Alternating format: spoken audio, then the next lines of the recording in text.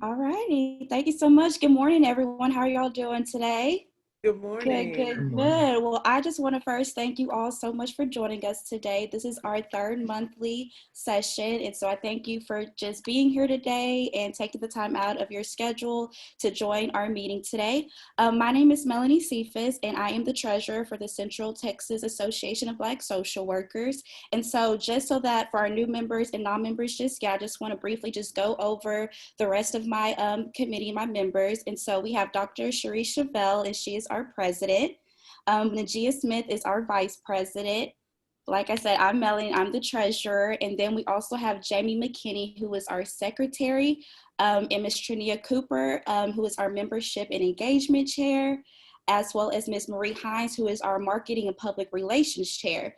And so if you guys have any questions, please feel free to just let us know, and I will send our email in the chat box. So if you guys are interested in joining us, we can definitely get you set up right away. So like I said, I just want to welcome you guys to our meeting. And today we have Miss Andrea Jackson Barefield speaking for us today. And so just to kind of give a brief introduction, I'm going to pull up her bio. Let me know when you guys can see this. Okay, can everybody see this? Yes. Okay, good, good, good. So just to kind of go over Miss Andrea Jackson Barfield, she is a native Wacoan and graduate of Connolly High School. So after receiving her degree from Sam Houston University, she started a family and blazed the trail in fine arts management and small business. In 2015, Miss Andrea returned home to Waco to assist in the revitalization of downtown Waco, including areas of District 1 as Main Street, manager of City Center Waco. Now, as city councilwoman and mayor pro tem, she continues to look out for district-owned residents using her mantra of truth, vision, and voice to bring business, services, and jobs to the community she lives in. Family is the bedrock of Barfield's commitment to Waco and District 1, and she is the youngest daughter of the late May Jackson, Waco's first Black mayor, and she is married to Waco Independent School District Campus Administrator Elijah Barefield. The Barefields have two wonderful sons, Andre and Jackson. So thank you, City Councilwoman, for being with us today, and so I will just pass it over to you. Good morning, everybody. It is my pleasure to be here with you. I am the daughter of a social worker, so I appreciate the work that you do. I growing up with social work literature scattered around the house all the time was quite interesting because I self-diagnosed a whole lot of things that I shouldn't have under the age of 10. But, but what I do realize is the importance and necessity of the work that you do. It has shifted in such a way now that I truly believe that social workers are needed in every industry in some form. And I know that you all are being called to do things now that you may not even imagined as you stepped up to sign on this role when you said, I want to be a social worker, but we appreciate it. It's my pleasure to be with you today as an elected, as a candidate, as a woman, all of the things the boxes that I can check, an African-American woman, all the boxes that I can check today. It does me good service to speak with people who are like-minded, who are committed to our communities, and who know what it means to roll the sleeves up and get the work done.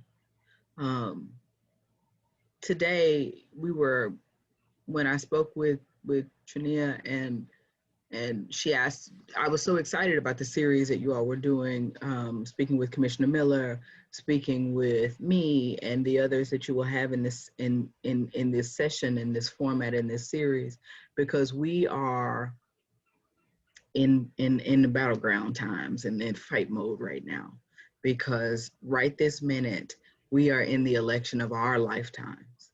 We've seen history and studied history and know how our rights as African Americans have been oppressed, have been suppressed, and you go through history and movements and the champions and giants that have stood and fought for equality and equity, and under and we rested it for a minute because we believed we had achieved these things, only to sit now in a season that we know that it is unchanged.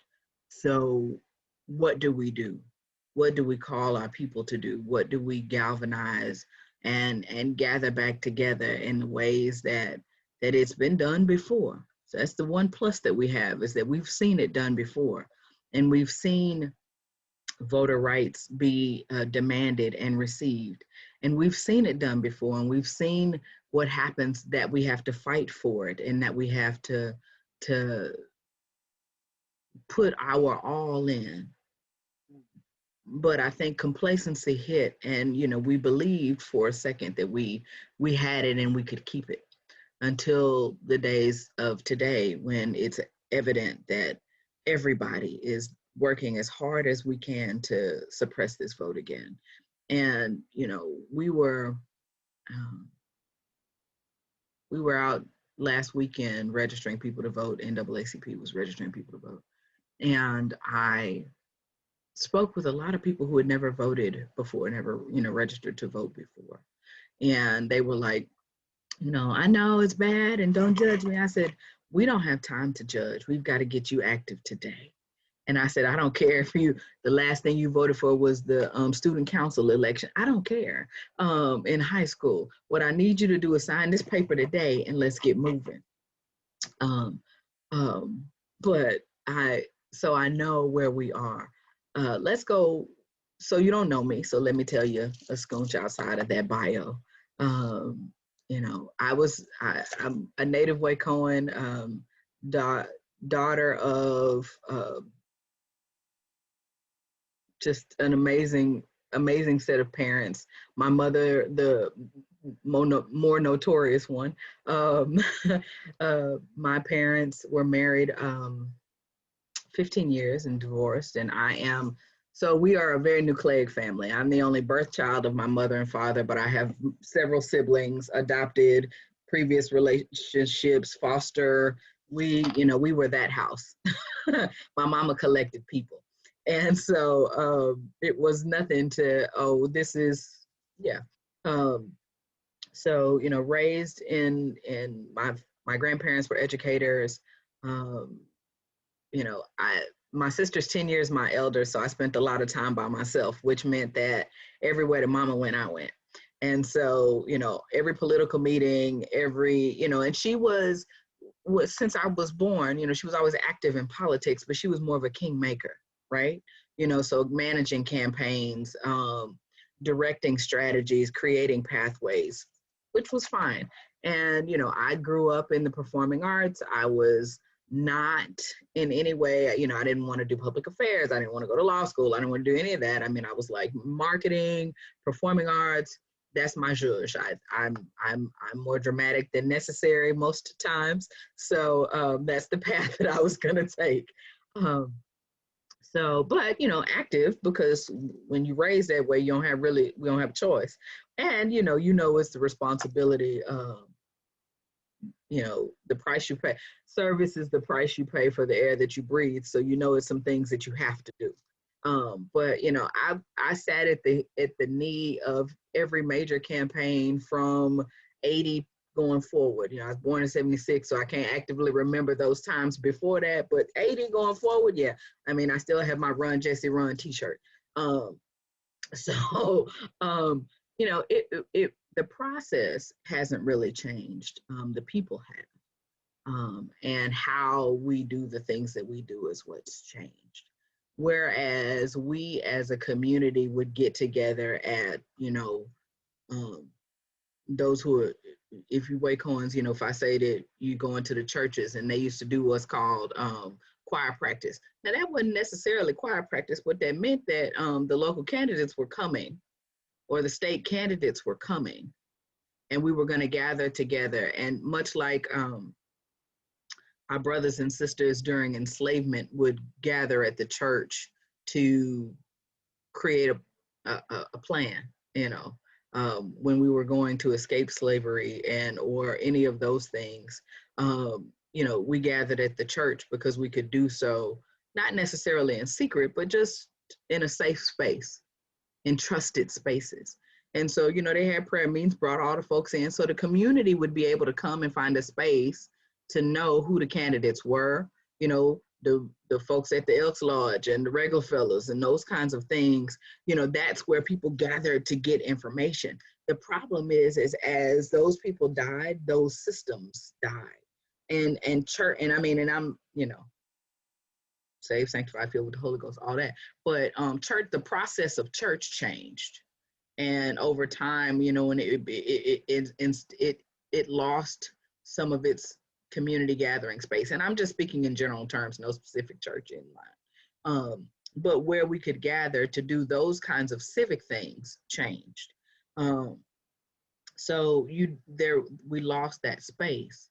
So as I'm growing and you know, there's still organizations. I mean, regardless of your political party, you know, you have either sides that have like women's groups or African American groups, Latino groups, you know, LGBTQ groups, all of the things that you can do, but those are very specified places. But our um, trusted sources kind of teetered out and they went away. And when I lived in Houston, worked in the arts for a long time, started a performing arts studio, did all that. 2008 came, and you know, when the economy crashed, the arts is generally the first to go, and regarding funding.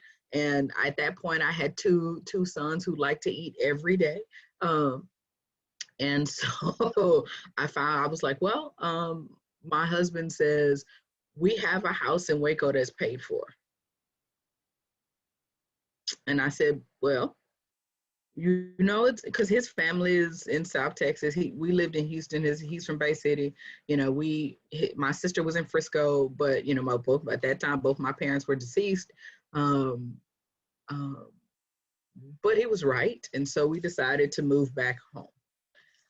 I worked for City Center Waco, which was downtown development, and I did Main Street, which was building economic development through historic preservation. And, you know, this was home, so I mean, I knew kind of where to fall and get active in. So I just started getting active, and as I looked around, I realized how many things that I knew personally my mama started that were left undone. And it really upset me. And, you know, I was like, okay, well, who's doing this? And who's doing this? And where are our people? You know, where are the people who were moving and making sure that people were aware of, you know, what to do and where to go and how to get information? And I couldn't get those answers, which frustrated me to no end. And so I started asking questions, and people started saying, well, what are you going to do? And I looked around because I was like, good question. So, you know, I started, that Reverend Austin was still in office at the time representing District 1. He and my daddy were deacons at Carver Park together. So I've known him all my life. And, you know, we were talking about the process. And I told him, I said, you know, because he was very specific in the way he governed. And he was amazing in helping, you know, our community with the development, you know, he cleaned up a lot of the drugs and issues in History Park. You know, he was very helpful with empowering neighbors who didn't have resources, those kinds of things, you know. But for me, I was like, okay, but what are we doing for long term? You know, because if nothing changes, nothing changes. And so that's when I kind of started looking at where we could build and we could grow, but without, you know, marginalizing our communities even more, without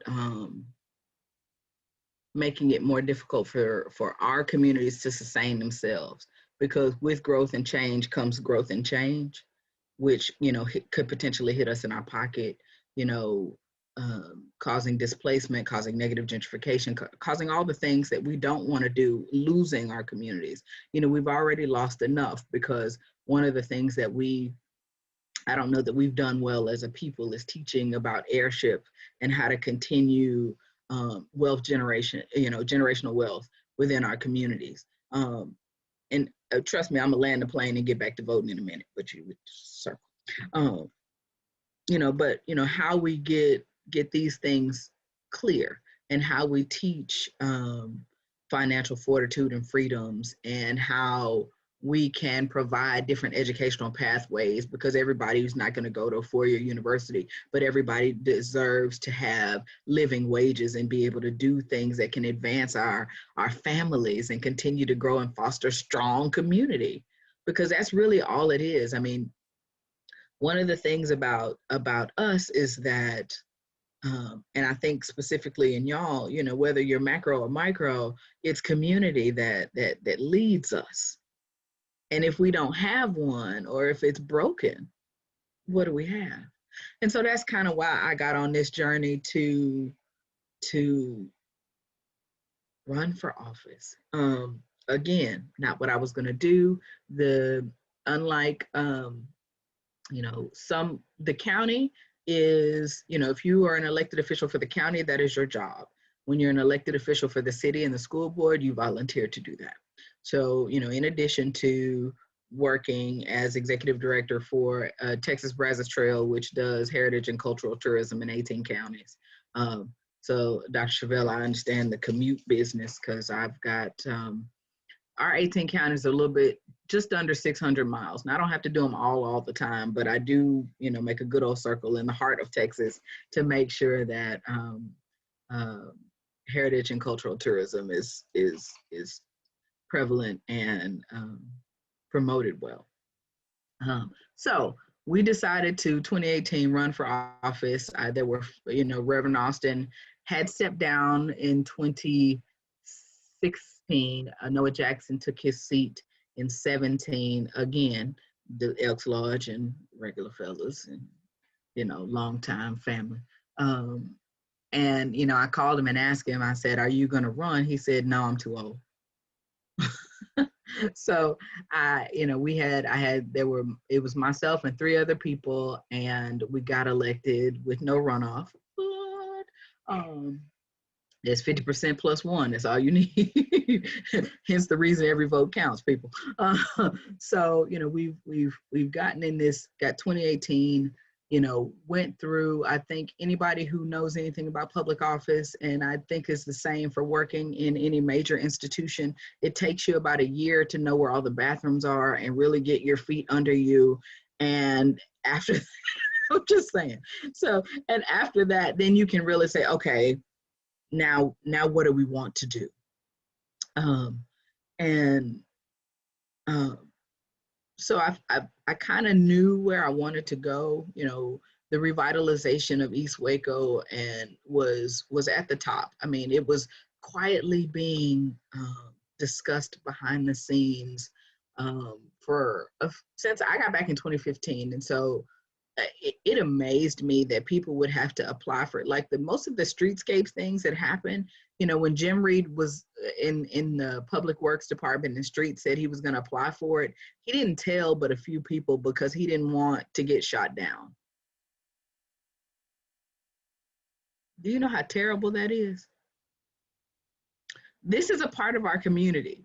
I mean, if while it has been abandoned for 20 plus years and neglected for 20 plus years, it's still a part of our community, and still people who live here, people who require services from our city. So it's okay to ignore an entire sect of people and feel, you know, and almost feel like you have to do it in hiding. That's ridiculous. And I was like, oh, okay. Yeah, all of that's going to change. We turning the lights on. So we started turning the lights on in every department. We turned the lights on in code and how code enforcement is being done, and why it's okay for lots and lots to be rolled around with mattresses and sofas and tires. And no, we got to clean it up. And if we, we pay people an amount of money to make sure that that happens, they need to do their job. So code enforcement is now being changed. And within those 2 years, we have a thing that's a code enforcement dashboard. So you can see if you make a code complaint, how that's going through and when it's resolved. Trentwood Apartments, of 148 units, 143 of them had code violations to the point that we had to sue the owners. We are in litigation right now that says, if you don't clean up this facility, we will shut you down. Or, I mean, it's millions of dollars a day that they would have to pay in fines. And we're not done. COVID happened because we were supposed to have, April was the deadline. And then, March hit and no one could move around like they needed to. So we're still in the middle of the lawsuit, but I'm committed to seeing that people have to be safe where they live. They're and we've had issues. We were in the middle of a police chief search when COVID happened. They were about to make a decision that I didn't think would have been a great choice for Waco. And so I said, even Jesus said, cast the net on the other side. Can we just start a fresh look? Because here's the fun facts. Over the course of the time we started the police chief search, the world changed. The world changed from the known COVID-19 pandemic to the newly realized racial inequity pandemic, that we're working with, and the influx of flagrant police brutality and things. And while we haven't had that type of offenses by Waco PD, there are some things that Wacoans know that are done and not done, in excessive profiling and things of that nature that happen here.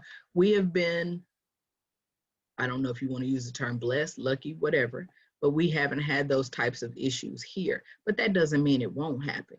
And so what we need to do is make sure that the culture is correct so that it doesn't. When we were going through the list and the affronts that were happening, a lot of those things were already banned in Waco PD and have been banned since the late 80s, early 90s. But I don't know that anybody knew that, because again, if we don't talk about it, how will anyone know? But one of the things that I can tell you is that there's always people working. It's one of those things that just because you don't see it happening doesn't mean it's not happening. A lot of people in their mind have the belief that if you don't see NAACP on the street with a sign, marching and protesting, that NAACP isn't active. That's not necessarily the case, because NAACP has a relationship and a standing relationship with PD and the Sheriff's Department, and they regularly communicate, so much to the fact that, when Ryan Holt moved to the assistant city manager position, NAACP was at the table all the way about the search for the new police chief. And they always have been, because we know that, and I say we because I'm active in the NAACP, how important it is to keep that relationship, because we can't insist that you do something a certain way if we haven't communicated this and talked about it and shared the needs of what our needs are and what we demand and what our expectations are. And then, we have a clear way to communicate those things. So we were able to say, hey, let's wait a minute and let's redo this search. And we've included community people. The PD said, I said, well, we used to do community police, and they had midnight basketball for children. They had all kinds of things that were effective in the community. You knew the cops who were working in your area. You knew that at some point that you built a relationship and you could have a trusted relationship with the people, men and women that you see, and not just seeing PD roll around in their cars. They have to get out and actually engage with people. And so the thing that they said, they were like, oh, well, during the Clinton administration, we got a grant for that. I said, they don't make any more of those? I'm always going to be the one to beg the question. They don't make any more grants, and you don't know how to, shift your, y'all, we know about shifting finances and robbing Peter to pay Paul. Find some money to do it and do it. So this year for FY21 budget, we will have 7 community police officers, and that will be their job. Um, and to get to know and become involved and provide, different outlets that are sponsored and chaired by Waco PD, because that's important. They've been talking about how we recruit and um, PD from HBCUs, and they've been doing a better job at that. But I said, you don't always have to go to HBCUs. There's a whole bunch of Black folks at Sam Houston State that are in criminal justice. There's a whole bunch of Black folks at Salton. I mean, you don't have to just go to HBCUs to find people, but just specifically when you're recruiting in other schools, make it a point to say and make it clear in who you're sending to recruit that, cross cultures are welcome. Fun facts. I mean, these are the things about culture shifts. But the one thing that we have to really do, see, I'm gonna come back and land that plane, is make sure that the culture that we are standing for right now is our civic culture and our civic engagement culture. I have always been, I didn't have a choice because, when you are the youngest, the baby girl of a politically active mama, you always end up going somewhere because no one else can keep you. So you got to go where mama went. And, but though, there are so many just different options that young people have, and they don't have to, go where mom and dad go. Cause that's the thing, when our parents went to church, we went to church. If it was 85 services that day, you were at all 85. And the different organizations and things, because we didn't have a choice. But the way our lives are set up these days, the children have choices. But what we've got to do is create opportunities to civically engage young people. My son did not necessarily want to join the youth council when he became a freshman this year. However, the way my house is set up, we want to welcome Elisha Andrew Barefield to the Waco Youth Council. Yay! Because he didn't have a choice. Civic engagement is a requirement, and I think that we've got to get it more actively involved in every organization that we're in. You've got to teach people, because government class, half a year of government is not enough in high school to teach you how to be a prepared and informed voter. Does everybody know where to go look to find ballot information? Does everybody know where to go to know how to register to vote? Does everybody know how to request a mail-in ballot and when the deadline for that is? Does everybody know what information and IDs you need to have, because the United States of Texas keeps changing it? Hashtag voter suppression. Y'all, I'm gonna say, hey Katina, I have said this before. If you know elected officials, check on them, because we are not okay. We are not okay, because you're dealing with the pandemic. You're dealing with the shift in election, because municipal elections are normally in May, right? So you have you have your school board elections, your city council elections, and those things are normally in May.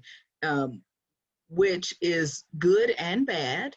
It is good in the fact that you don't have to deal with the chaos of federal elections, because those things have a tendency to create more noise, and the local politics, which is the thing that affects you the most, gets lost in the process.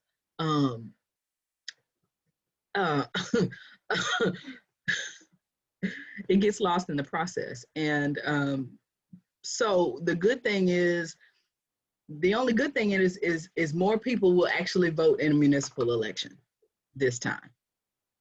Because we are connected with a presidential election year.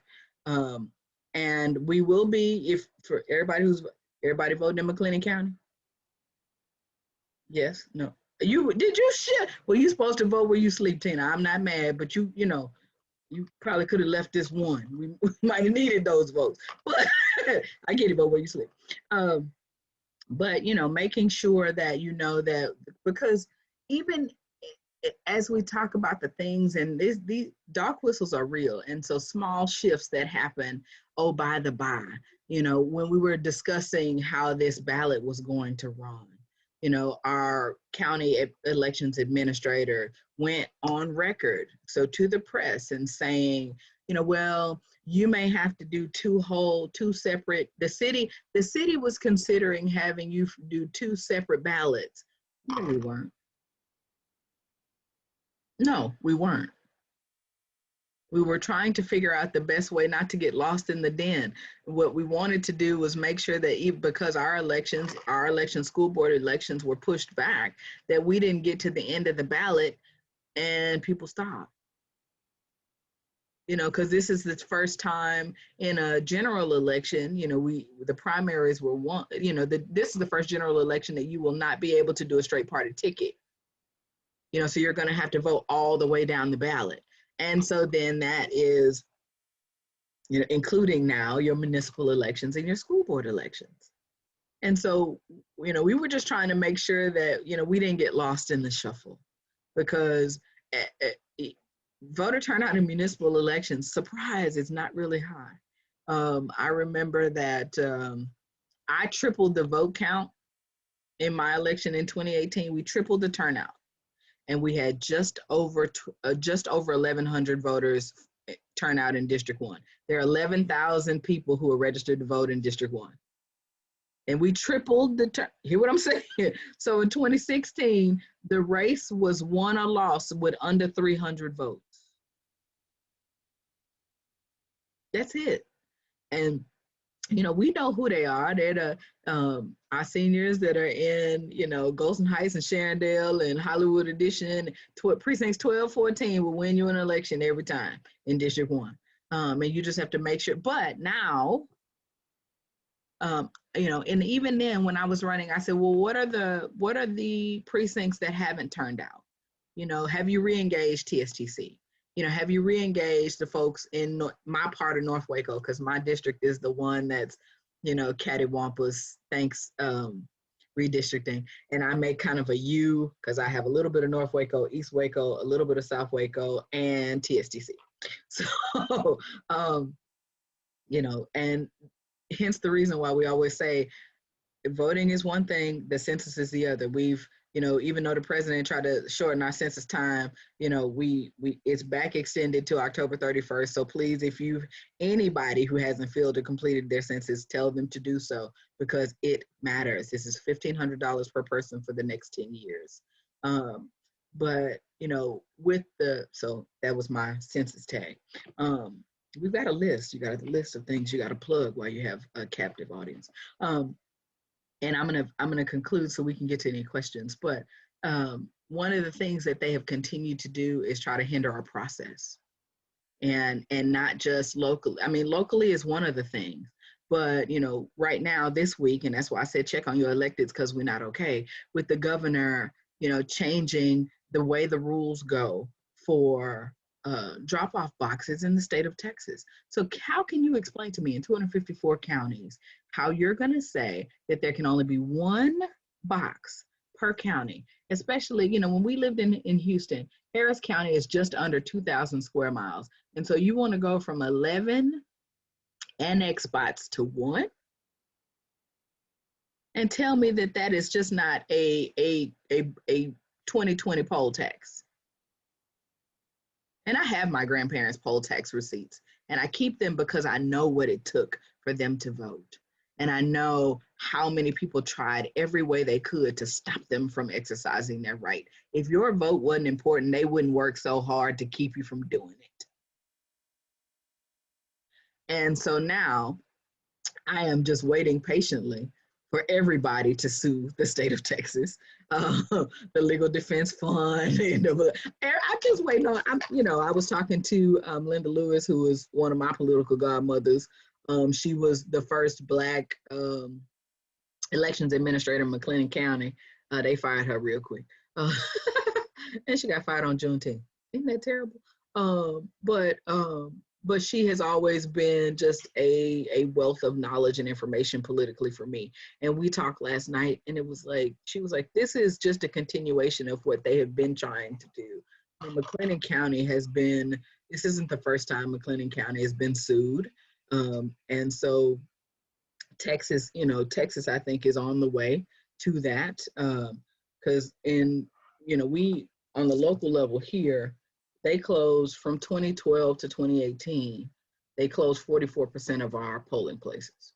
And well, I'm going to say mostly, I want you to see the word all, in communities of color.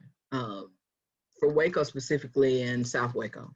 And they closed so many polling places. Now, we're going to say that this was under the guise of doing vote centers, which, can be convenient because you don't have to vote in your specific precinct.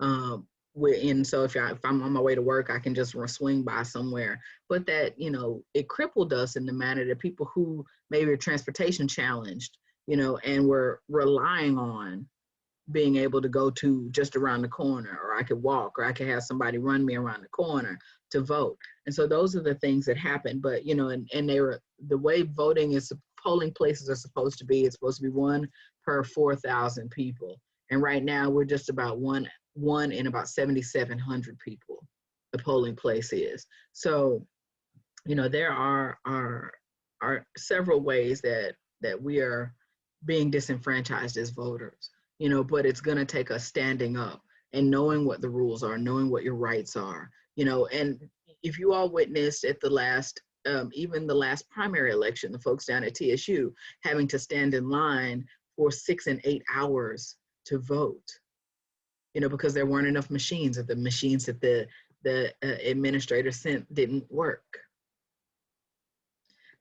I think the last voter at TSU left about 1:45 a.m.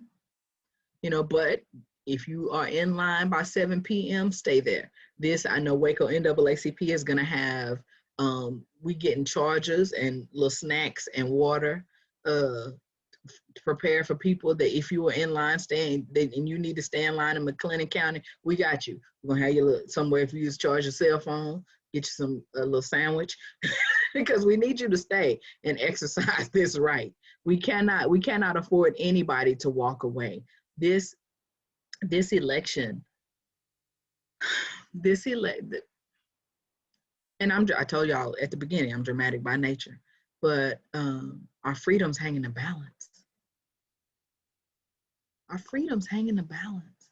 I mean, so I am a huge fan of RBG. And I have a black Mini Cooper, and I named my Mini Cooper RBG because I figured when I started my car every day, I'd call her name, she'd live forever. But that didn't happen, and she held on as long as she could. And if you think about the fact that between her and Chadwick Boseman, I'm telling you, I haven't been any good. Y'all, I'm no good.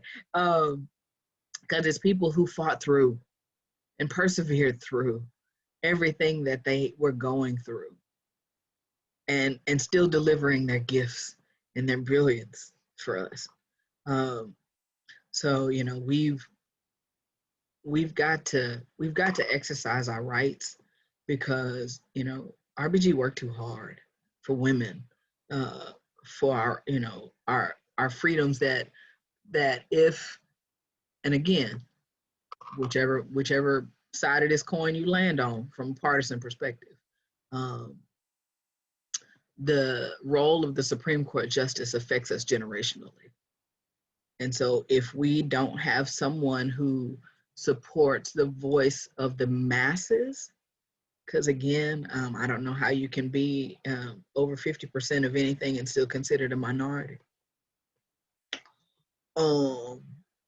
We need someone who has the voice of the masses and can speak for the existence that we want in growing and prospering as a community. So I'm hopeful that despite the chaos in Washington, D.C., that anybody will remember what the Constitution says, and remembers the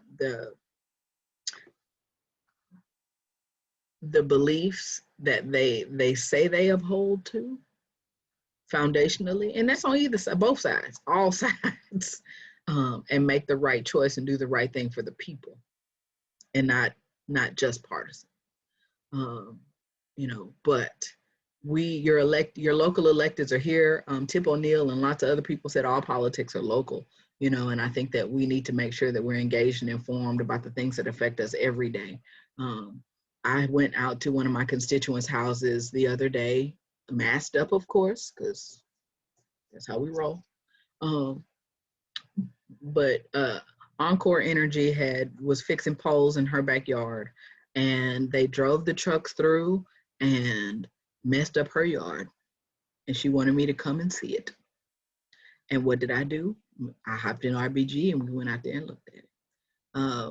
Because she, just like you all, can reach out and say, hey, Andrea, or hey, Commissioner Miller, or hey, whatever, for your local officials, whichever district you all live in, you have the ability to reach out to them. And if something isn't right, and, that it's your city officials or your county officials that maybe can offer you some answers and solutions, that's what you're supposed to do.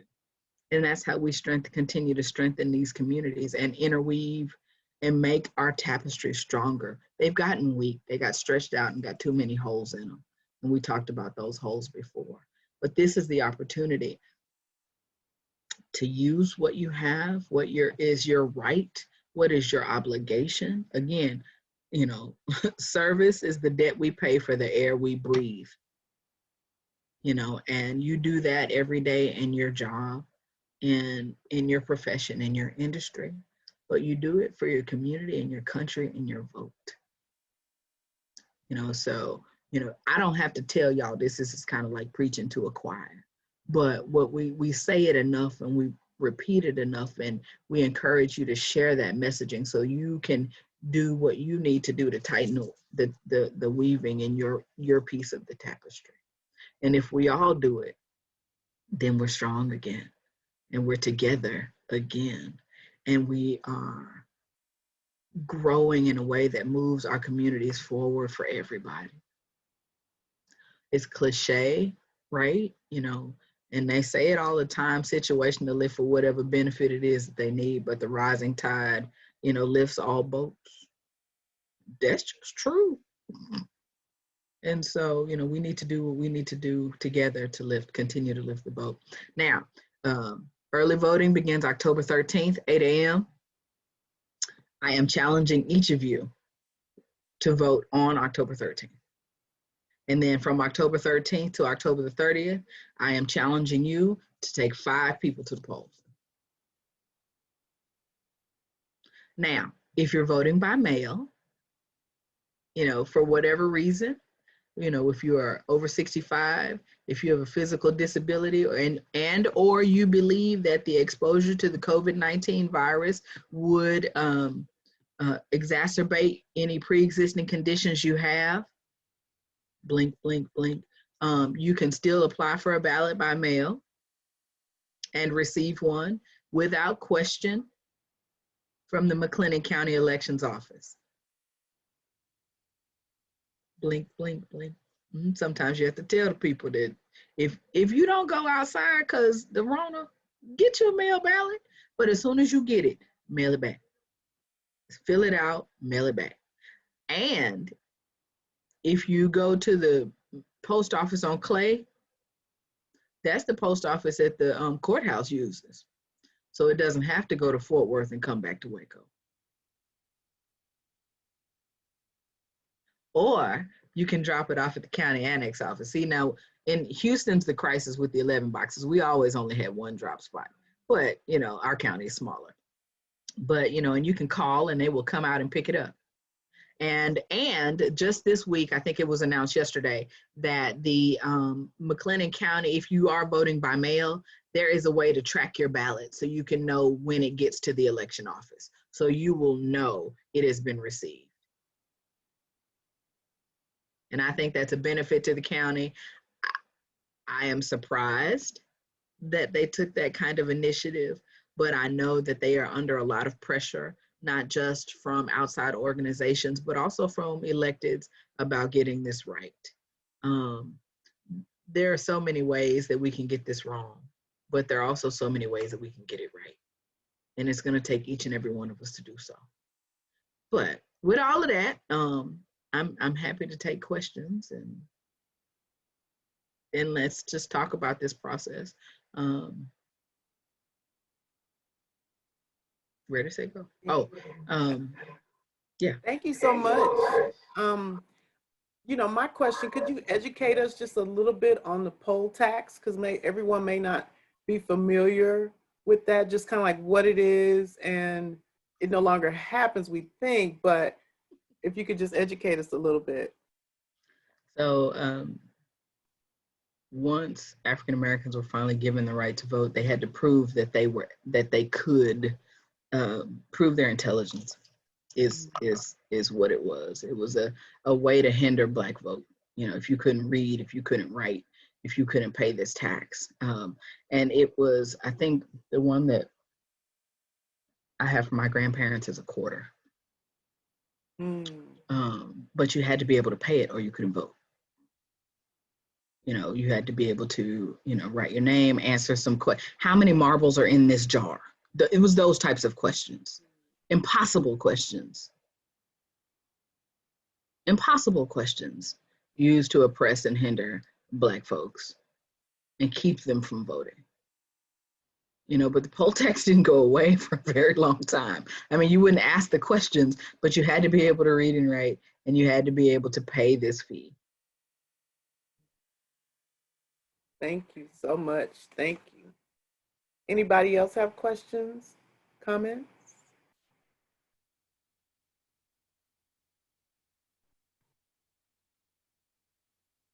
Oh, surely. I know somebody's got a question. So, I have a question. So what part of, I know that a lot of you all are in McLennan County. What parts of McLennan County? Isn't it not Katina, but so where you hailing? I live in the Hewitt area. Okay. Is it Hewitt or Waco Hewitt? I would say Hewitt because I'm off of Sun Valley and 35. Okay. Yep. You're Hewitt. But I know on the other end, it's kind of like Hewitt, Waco, Woodway. Woodway. That's my area. It's gray. It's it says Woodway one day, then it'll say Waco, but then they'll say I'm in Hewitt. So do you vote in the city of Waco elections? Yes. Okay. So what would you say to someone, I'm sorry, was someone else sorry? Oh, what would you say to someone who doesn't really have faith in the presidential election? Would you still encourage them to vote locally, or would you say still vote regardless? I think you need to vote regardless. It's not like because you don't vote for the president because you don't have any faith in the cluster that we're in right now doesn't mean that the office is going away, and you will still be affected by its policy. Everything that happens, you will reap from, whether or not you like it or not. So why don't you exercise your right to vote to add more fuel to whichever side of the fire that you lie on? Because the processes are not going to change, and the outcomes will still affect you. But if you don't vote, you can't complain about it because you weren't a part of the process.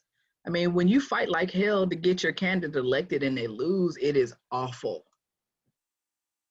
I mean, I'm gonna go out on a limb. I don't know how I felt at the end of 2016.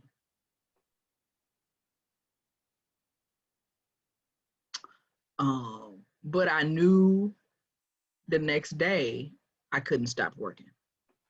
That's right. And that I had to do what I had to do to protect the energy and efforts and freedoms that I expected. So what we did was start talking. If nothing brings folks together like a common enemy. So what we had to do was figure out, one, where the weakness was, where were the problems, and and I'm speaking for me, so you know, um, where the Democratic Party went wrong in this process, what the Republican Party did to galvanize and activate. You study when you in war, you study the enemy just like you study your plans. That's right. And you have to know what you're doing. And I don't mean enemy, and but you know what I mean. The art of war teaches us you've got to know what is coming at you. And so, what we had to do was regroup with the process. And that what that did was spur all different kinds of organizations. I mean, I got on my When We All Vote shirt, that Michelle Obama initiative about getting people active. And I have on, my Boss Lady lipstick, which is, she did for the lip bar for Boss voters. Whole initiative, and 40% of all of those proceeds went to When We All Vote, to make sure that voter education is more prevalent. And it's got to, like I said, we can't just rely on government class. We've got to stop. And if you at church, if you at Girl Scouts, Boy Scouts, whomever, dance class, whomever, with groups of young people, you need to make sure that they know. I have 2 boys, 12 and 14. Neither one of them are interested in this. They would much rather be on the game, or, living the lifestyle on Instagram that they think is real. That's not. But, we all, the night of the debate, we're all sitting in watching the debate. And my husband is the dean of students at a middle school. And he was like, this is worse than middle school. And it was. And my children were like, well, how is anything ever going to get accomplished this way? And I was like, well, okay, at least he knows. They know, Yeah. And are actively engaged in what the process should be. But I was so y'all, I say you got to meet people where they are, right? Have y'all seen the initiative that was done? And I don't know if they were out of Atlanta, but it was a group of exotic dancers who have amen. They have an initiative called Get Your Booty to the Pole. Y'all just, if you're so inclined, look it up. Look, because but they were talking to people who are non-voters. And one of the things they was like, who do you think, if you're concerned about police brutality, who do you think elects the sheriff? You do. If you are, have issues about cash bonds, who do you think elects a DA and judges? You do. And, and they was like, folks talking about, hey, shout it ain't gonna matter. Yeah, it will. If you want to make that, if you are concerned about, you need to vote. And now, strippers, hey, I liked it. I was like, that is smart. You got to meet people where they are. You got to speak to people the way they understand you.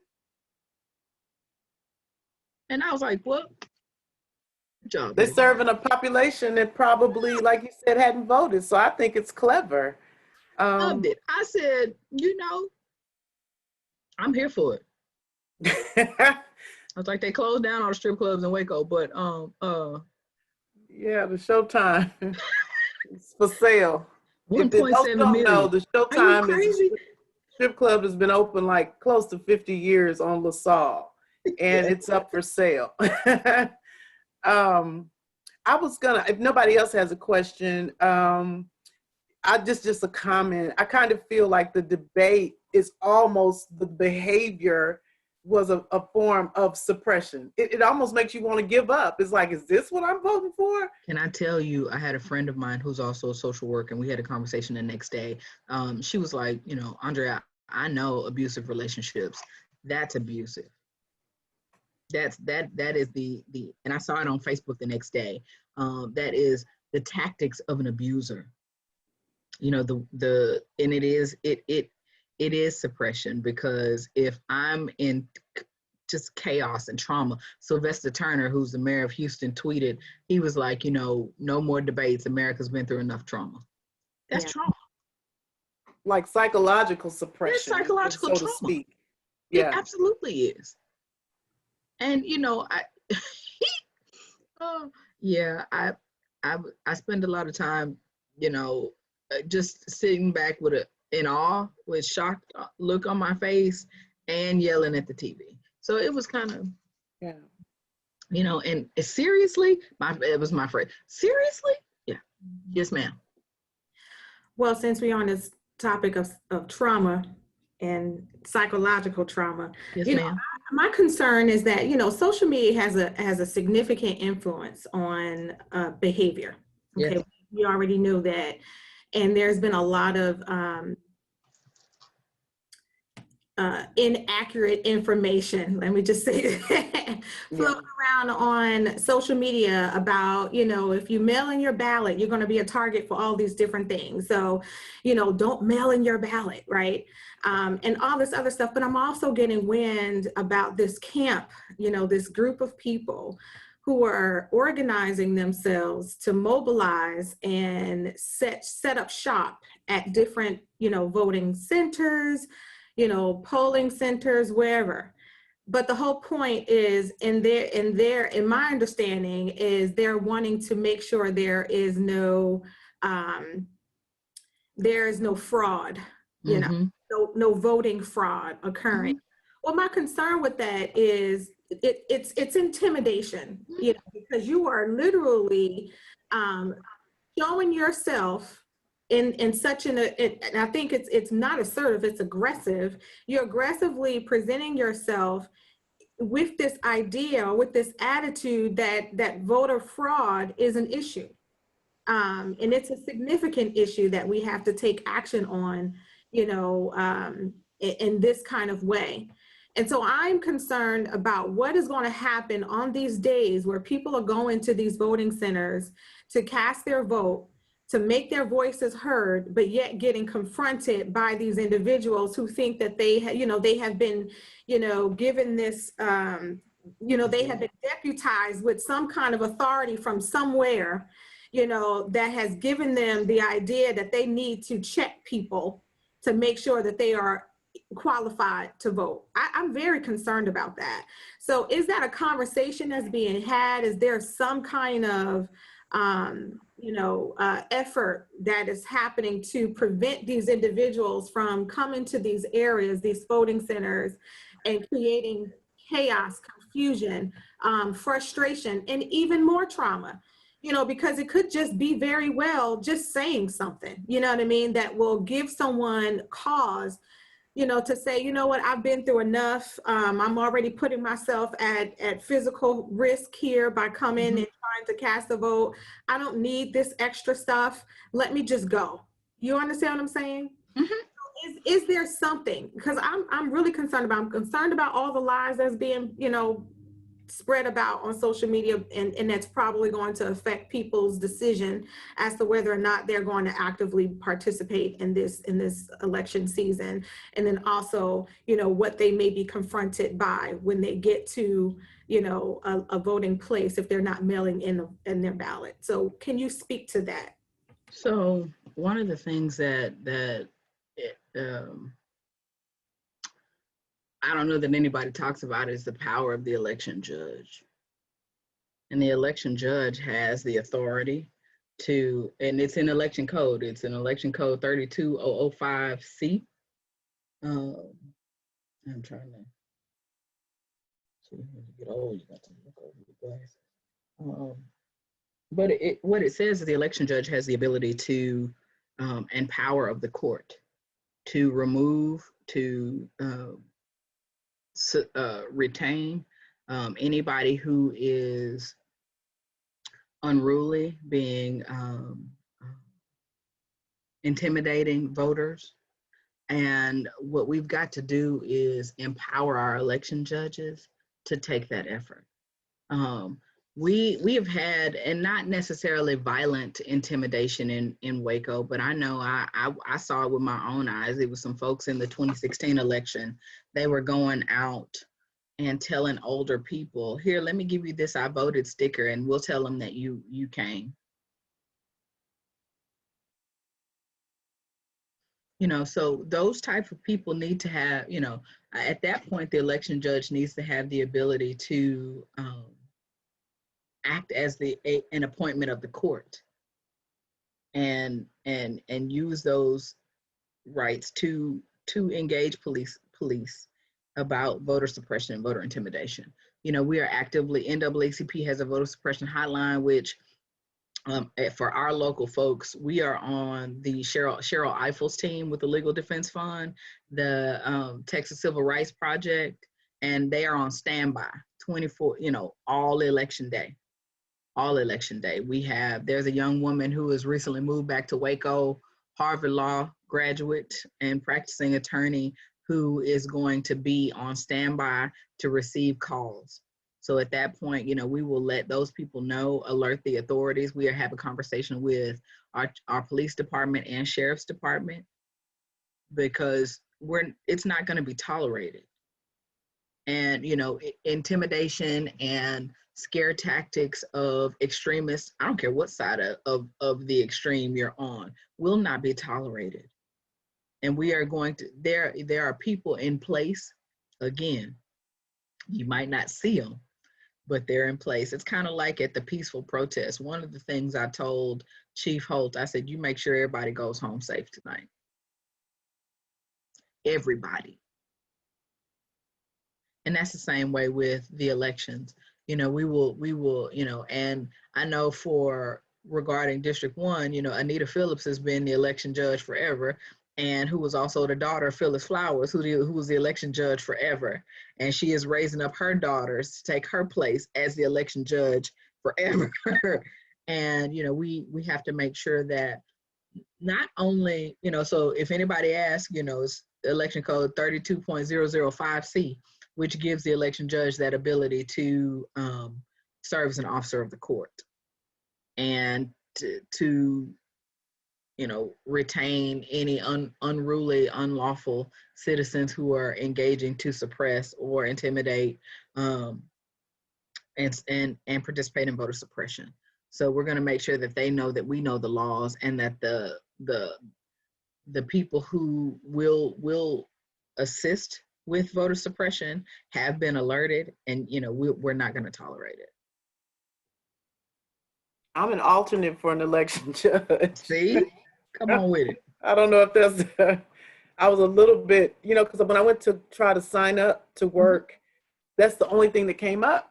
And so after talking with Sharice, actually, because I was like, I just kind of want to pass out water, you know, ma'am, sign right here.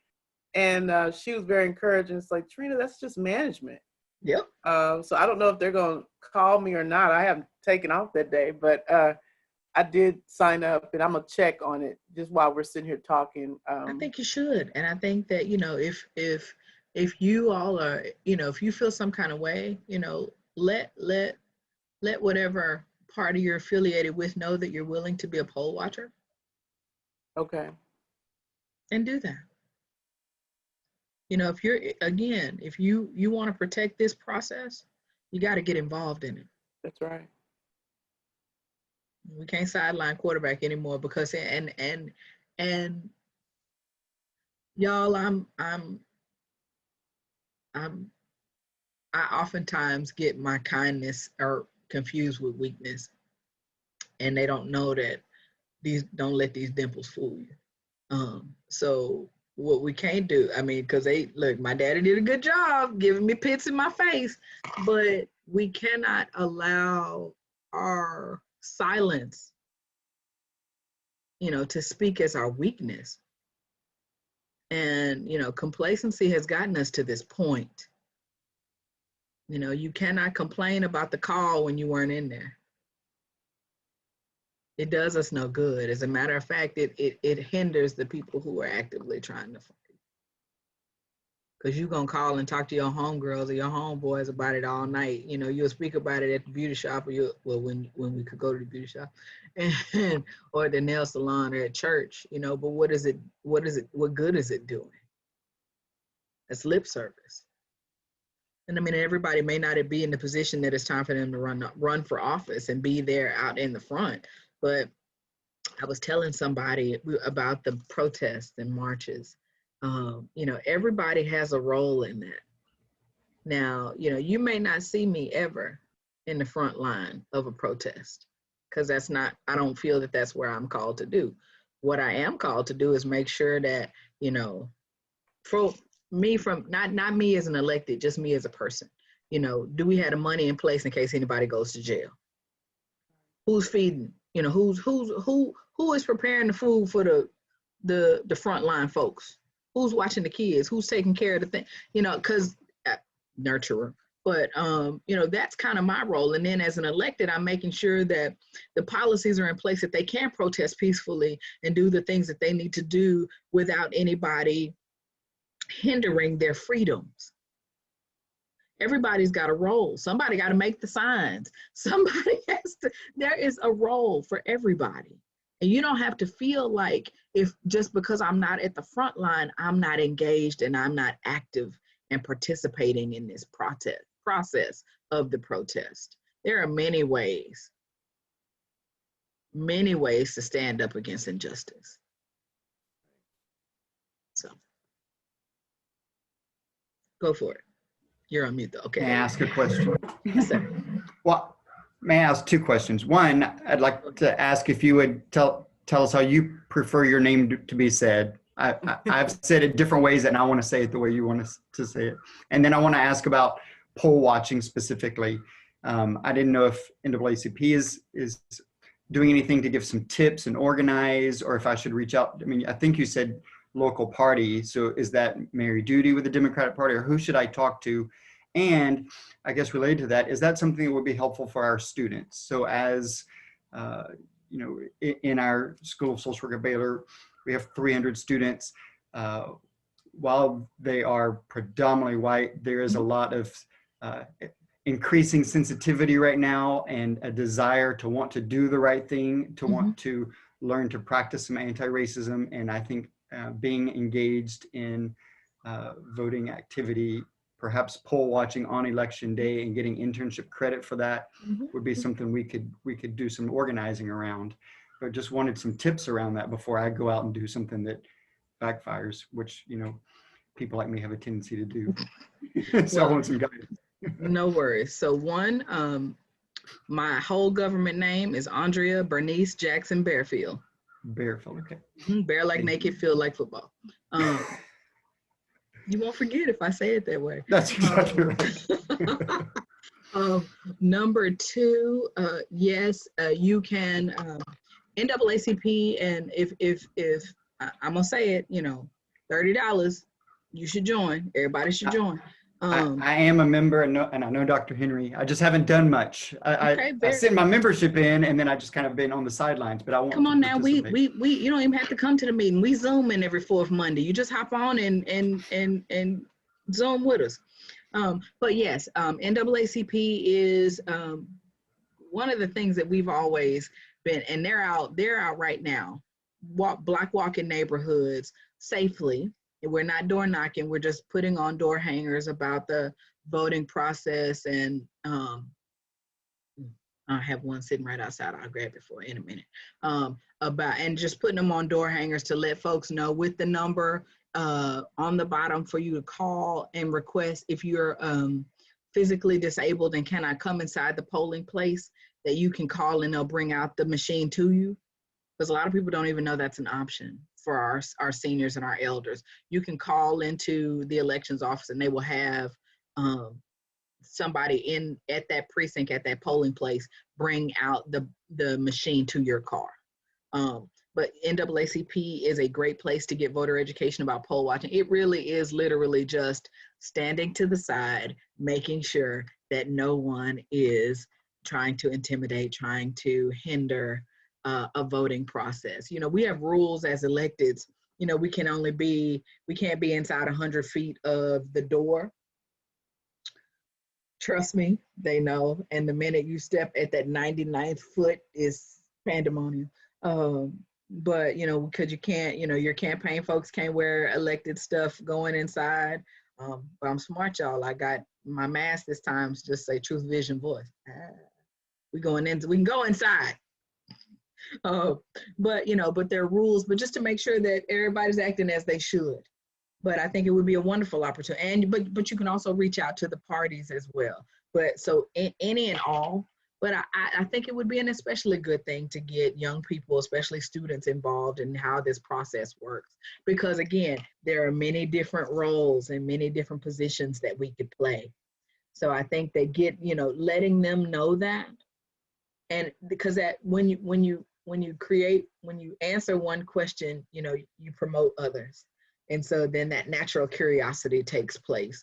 And for those who are called for civic engagement, it'll just continue to foster that. And then they'll be planted in good ground. And so, because I will say that anybody who is interested, like we've got some brilliant political strategists within, NAACP. And I mean, even locally. Yes, of course, nationally, but locally. And if that's what you're interested in, I think you should join and work that way. Again, whatever your partisan side is, get active and involved in all the things, because just like when I got my driver's license at 14. So my job was to go drive to the different polling places and see how many people had voted, because they put them up every 2 hours. And so that was my job. I had to go and see how many people had voted at the precinct and report the numbers back. So, I mean, there's all kinds of jobs, manning phone banks to see if anybody needs a ride. And I know it's difficult at this point, with the pandemic. I mean, y'all, this is such a hard time. Check on your electeds. We are not okay. Because how we've normally done things, you cannot do. How do you have events and things and shake hands and kiss babies when we we shake hands and kiss babies just like this. I have a meeting with the ministers. I had planned a ministerial breakfast the third week in March. That didn't happen. So we're gonna send them some lovely Andrea Barefield. Wait, where's my screen? Andrea Barefield cups, and so that they can. We still campaigning, y'all. But we have to do it this way because we can't do it the normal way, and it's everywhere, and we have to be mindful about protecting ourselves and protecting our families. My mother-in-law is 71 years old, who lives with us, and my husband's in education, and we have to be very careful what we bring in and out of this house. So, making sure that, so doing all of those things safely, making sure that folks know that if you're a public transportation rider, that if you take your poll receipt that you get, so you can input the code in the machine, and because I don't want to say just your I voted sticker, but you can get a free ride home. So if you're coming from voting and you ride the bus and you have that proof, you don't have to pay for you to get home from Waco Transit. So those are things that are important, making sure that folks know that we have 3 weeks of early voting this time. There are 2 Souls to the Poll Saturdays. So encourage your churches to, after we benedict, slide on down to whatever vote center and vote. I know the NAACP is giving away 200 meals on the first 2 Sundays. Well, no, we only have 2 Sundays. So NAACP is providing lunch for 200 folks at the Multipurpose Center for those Souls to the Poll. So, I mean, since we've already agreed to vote on the 13th, you can encourage your 5 that you're taking to go that day and, get you a good plate and go on home if you like. But we're trying to do as many things as possible to get as many folks to the polls. But I mean, I'm all for students, professors giving students extra credit to participate civically. Yeah. I spoke for a couple of the Baylor social work classes, and I told Becky, I said, you need to get them extra credit when they come to city council meeting. And she did. And they started coming, and they kept coming. It was a crew of about 5 of them, and I'd see them every 2 weeks, and I was so excited to see them. Because, you know, I mean, not many people come to city council meeting. They don't. And so it's terrible, because at work session, we do work session at 3, business session at 6. And so the beginning of work session was full because all the department heads would be there. But if they're not on the agenda, once the city manager does his report, they're gone. It's like, no one's in here. But that's the way it is. What else? But thank you, and I appreciate your willingness to do that.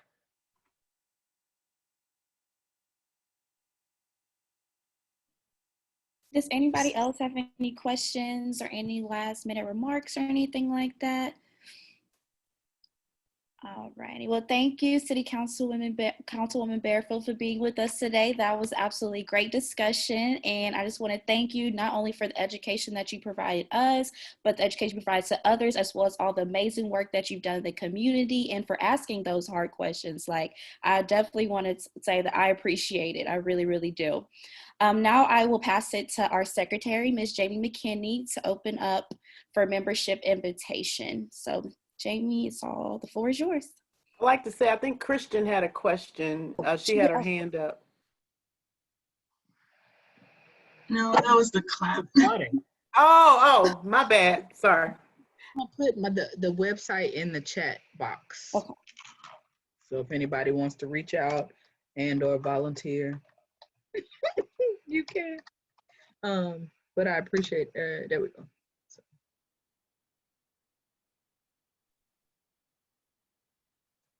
Okay, sorry, I was on mute.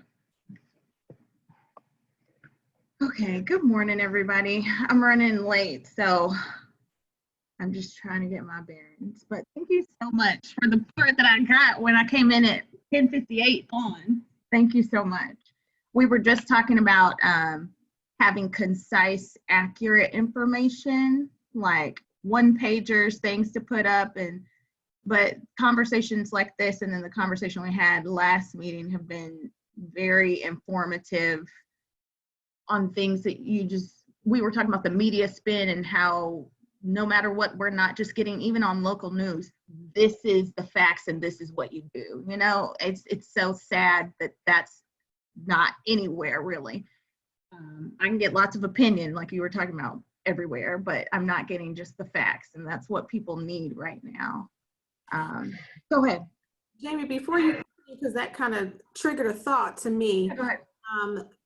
Maybe City Councilwoman can maybe give us some thoughts about maybe some tips in terms of how do we engage people, or how do we encourage people to stay or to participate, so, you know, in this election season, despite all of the different, you know, things that are being said, you know, that's distortions or lies, or, you know, there's this, you know, deception that's going on.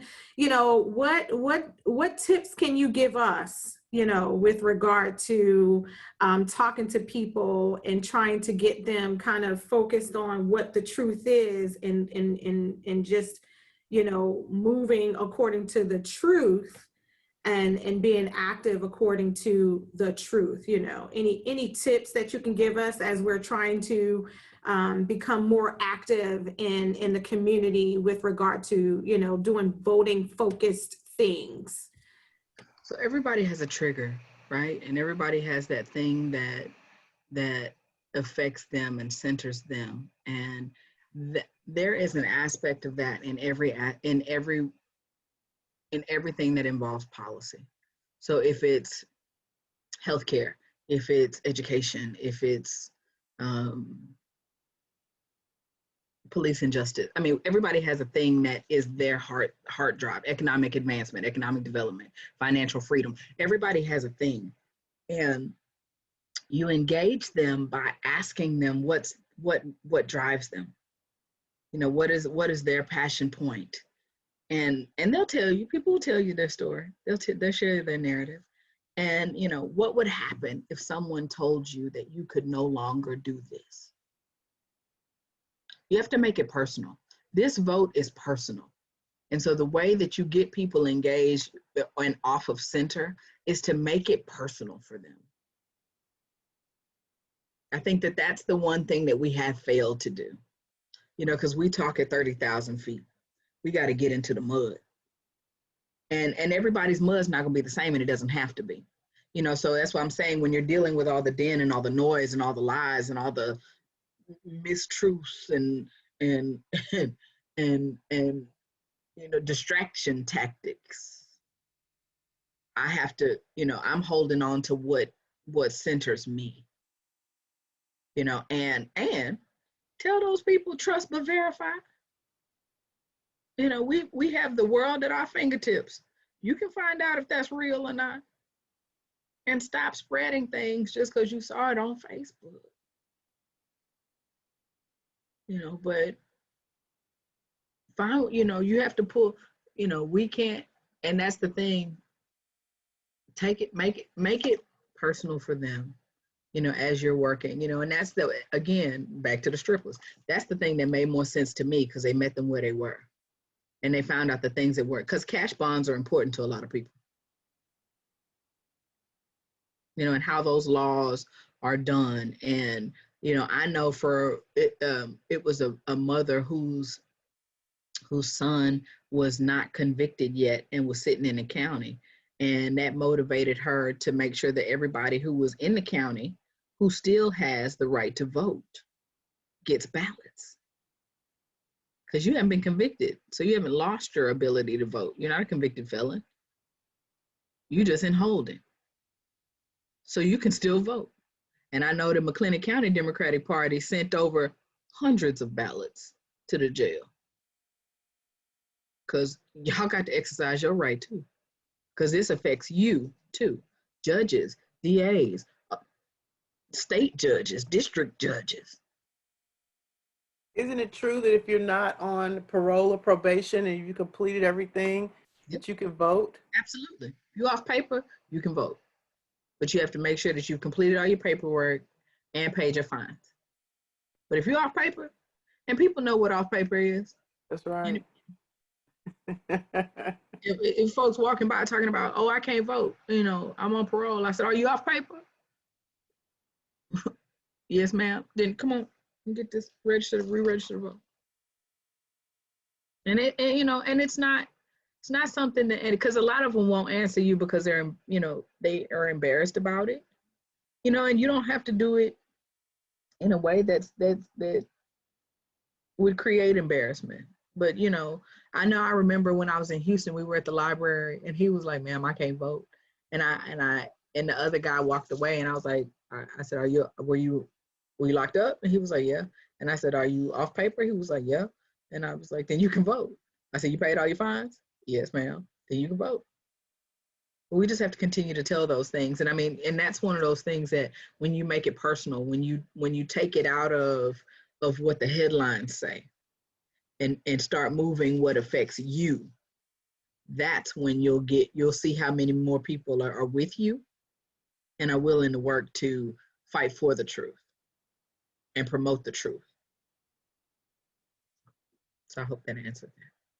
No, it did. And I appreciate that because I hadn't really thought about it that way. It is personal, although my attitude is that it's personal, but for some reason I've got a different kind of way of, the light bulb went off just now for me.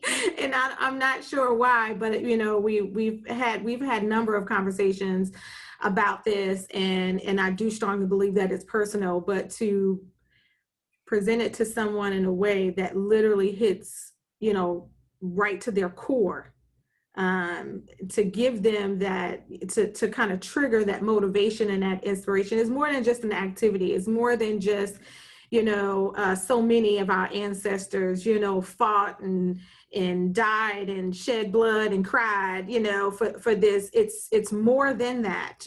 You know, They don't respond to that.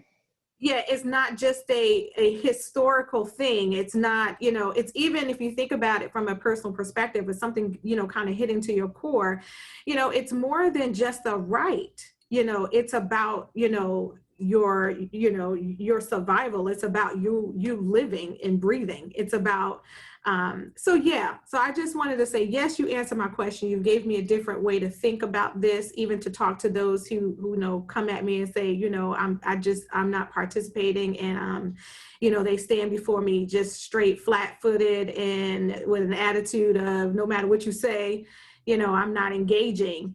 And so that gives me a different angle to approach conversation with them, as opposed to me getting irritated and frustrated and want to shake them.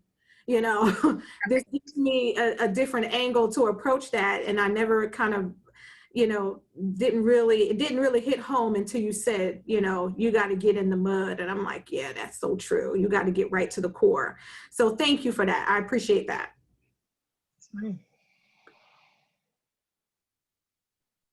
That was a really good question.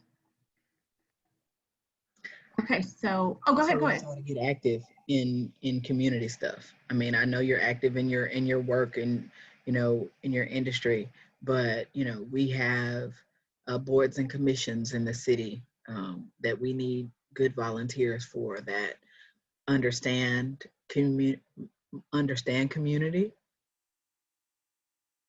Mm-hmm. See codes that understand community and willing to stand up for community, marginalized communities within this process. But we need your voices.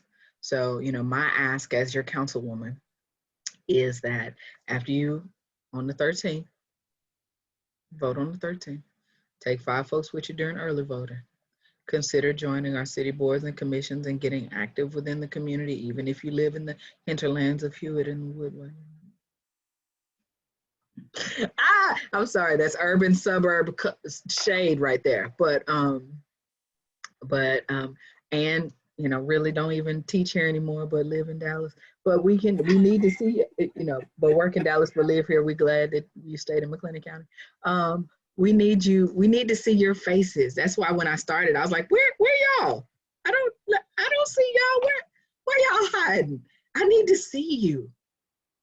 We need to know how many professionals are here. And it's not just the same 5 folks that you see, on these boards of these nonprofits. Yeah. We need you all. Andrea, I was gonna say, I told them earlier, I represent 2509 South 9th Street. My grandmother's home. That is my home place. And so I need to I need a sign over there. We can do it. But I'm so thankful for y'all. I'm thankful for this opportunity. I'm glad to be able to share, my little thoughts that, that and $5 to get you a latte. But, we are in this together. This tapestry is real. It's real. And, glad that Dr. Singletary was here, but you do realize that Black women are the driving efforts and force of this election, every election.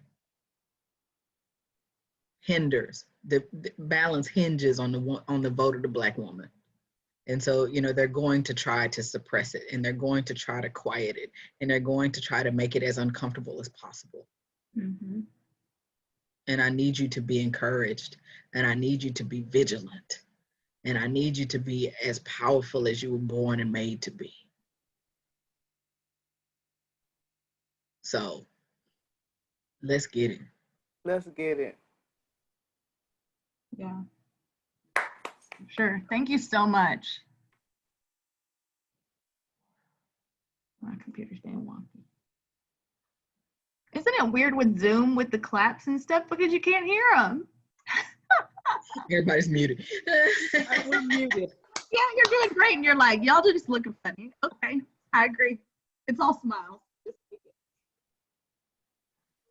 So, just to be mindful of time. So, and I'm not going to close, but just for the call for membership, And I am going to be, everybody I think who's on has been to one of our meetings, except for you, Miss Barefield. So the biggest thing that you can know is that, you know, our organization, as we're growing, we are focusing on exactly what you were talking about, advancing the communities in the counties that we serve. And we serve quite a few, but, you know, McLennan is being our start, our home, and we're focusing right here as we kind of grow and expand out to advance people of color, advance people of African ancestry. That's the opposite industry of ancestry. And that's our biggest goal. And that's what we want. And we do want to partner and grow. And we for sure want to get the word out and make sure that there's multiple of us type organizations out there doing all the work that we need. But we do want you to join ours. So you do not have to be a social worker to join in and to be a part of our organization. And Dr. Chevelle, do you have the FAQ? I'm sorry, I don't have that. I was trying to log in, but okay. Yes, ma'am. Just because that kind of gives concise information, but you know, we want you to tell all your friends and everyone else you do have to be of African ancestry to join our chapter of the Association of Black Social Workers, unlike with NAACP. I didn't know that you did not have to be of color. Well, I did know that to join NAACP. I mean, in the height of the civil rights era, there was a large Anglo population who were members of NAACP because, you know, we had to, everybody couldn't get in the room, so you had to have the allies in the room. That's true. And I was looking at some of the stuff on the Freedom Riders and stuff, and there were for sure people of all different backgrounds. So yes, I did know that. But on our FAQ sheet, we do have the list of the cost for membership. It is $75 as a general member. If you're a student, it is $45. And then if you are retired, it's $30. Is that correct? I'm putting question marks at the end of that, but I believe that I know the first one was correct. Yeah, I'm not retired yet, so we just had to go and put I believe it's 75, 45, and then 30. We'll find out today. Going to a national membership meeting. I think it might have changed, but not sure. Can you sign up online, or I need to? Yes. What do you do? Within the FAQ sheet that Dr. Chevelle just attached, it does have the link to our application. Oh, there we go. Yes, ma'am. And then we would ask for you to also distribute and have people come where our meetings are the first Saturday of every month. And we will have one after, it'll be right after the election. Yeah. Do you see it? I got it. I need to save it so I can go back to it. And we don't know if we're going to need psychiatric services, but we know that we will be. I told you, check on your friends. We are not okay. I told you that, right? Look, I definitely will be needing a therapist. Oh, yeah. I think we all do. Yeah. I was like, we're gonna need a therapist, a dietitian, a detox, some good prayers, a trainer. We're gonna need everything once COVID is over. We're gonna need all of that. And I was gonna tell you, Katina was on here, but she is the person, the social worker that kind of got everything started. She's the one that reached out to us. Yep. And said, hey, you want to get a Black social worker? Because I looked a couple of years ago at the Dallas location. I couldn't get in touch with anyone. And like kind of started November 2019. And then we were on, gathering everything. And she said, I have an announcement to make. I'm moving. What? So we were happy to see her because she is in the genesis of this association and a key partner of creating this great group of ladies. And so just glad to see her face today. Yeah, she and I saw us, and we're also Girl Trekkers. So are y'all familiar with Girl Trek? Yay! Yeah. was a girl trucker. Okay, so wait a minute. Me involved in Girl Trek, and that's how she got me. She talked to me while we were actually walking about this, and she's like, "Hey, Dr. Chevelle, I want to do this. What do you think? You think we could do this? You want to get in on this?" I said, "Yeah, get in on it." So while we were walking, that's when she pitched this, and ABSW to me. So yeah, she also somehow dragged me to Girl Trek too.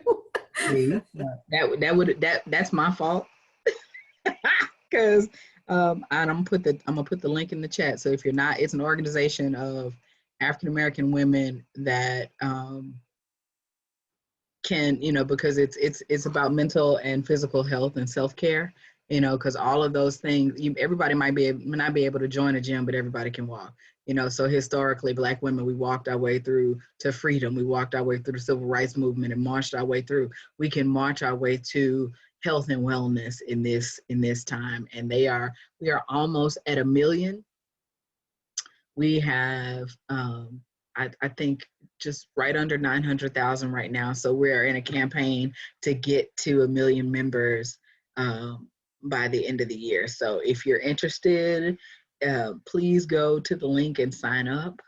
I'm supposed to sign up 5 people by next week. I have 3 left to sign up.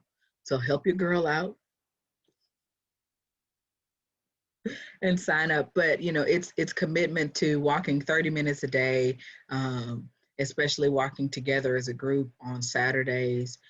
They have been during COVID. It's just make sure you maintain your solo treks. The colors are blue because superheroes wear blue, and so Saturday is usually Superhero Saturday, and we walk. Sisters in Stride is the Waco group that we have, and we walk in. We're walking in Cameron Park just because I started in this, that's around the corner from where I live. So, but we'll walk anywhere, but but the health and wellness information, they do Black History walks and treks. So you'll have information about different historians every day. Right now we are, pushing the power to Black vote. So it's socially engaged, civically engaged. It's 2 women who were executives who, in dealing with the physical ailments of their families, they were kind of basically sick and tired of being sick and tired. So they started an initiative to bring health and wellness to the forefront for Black women. Long version of the short story of Girl Trek, sorry, but it is a wonderful organization, and I'm glad that Katina got you involved, Dr. Chevelle, and I'm glad that out of that came this wonderful organization. And I know that it's too, like I said, social workers are being pulled to the front line of all industry. And I mean, I'm just gonna put it out there, throwing the alley up, somebody dunk it. As we get more involved with community policing and behavioral health teams, they're going to need social workers.